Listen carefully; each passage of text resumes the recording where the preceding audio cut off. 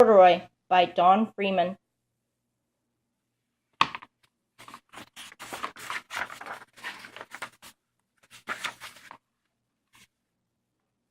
Corduroy was a bear who once lived in the toy department of a big store. Day after day he waited with all the other animals and dolls for somebody to come along and take him home. The store was always filled with shoppers, buying all sorts of things, but no one ever seemed to want a small bear in green overalls. Then, one morning, a little girl stopped and looked straight into Corduroy's bright eyes. "Oh, Mommy," she said, "look, there's the very bear I've always wanted."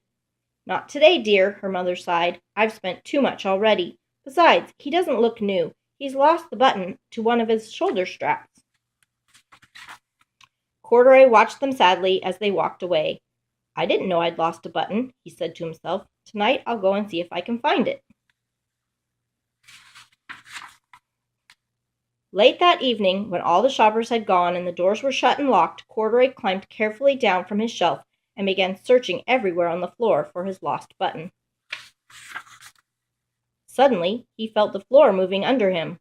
Quite by accident, he had stepped onto an escalator, and up he went. Could this be a mountain, he wondered? I think I've always wanted to climb a mountain.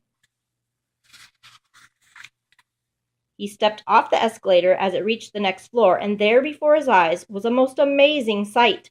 Tables and chairs and lamps and sofas and rows of beds.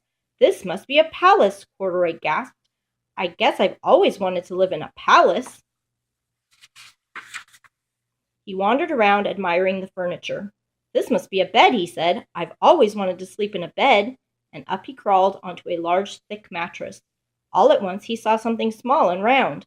"Why, here's my button," he cried, and he tried to pick it up, but like all the other buttons on the mattress, it was tied down tight. He yanked and pulled with both paws until, pop! Off came the button, and off the mattress Corduroy toppled, bang! Into a tall floor lamp. Over it fell with a crash. Corduroy didn't know it, but there was someone else awake in the store. The night watchman was going his rounds on the floor above. When he heard the crash, he came dashing down the escalator. "Now who in the world did that?" he exclaimed. "Somebody must be hiding around here."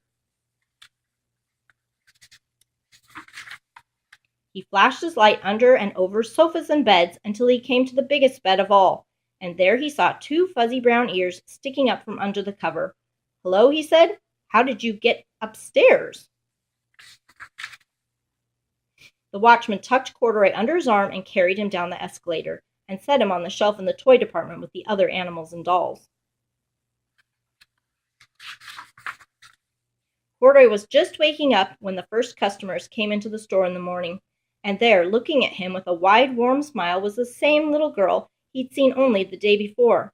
"I'm Lisa," she said, "and you're going to be my very own bear. Last night I counted what I've saved in my piggy bank, and my mother said I could bring you home." "Shall I put him in a box for you?" the saleslady asked. "Oh, no, thank you," Lisa answered, and she carried Corduroy home in her arms. She ran all the way up 4 flights of stairs into her family's apartment and straight to her own room. Corduroy blinked. There was a chair and a chest of drawers, and alongside a girl-sized bed stood a little bed just the right size for him. The room was small, nothing like that enormous palace in the department store. "This must be home," he said. "I know I've always wanted a home." Lisa sat down with Corduroy on her lap and began to sew a button on his overalls. "I like you the way you are," she said, "but you'll be more comfortable with your shoulder strap fastened."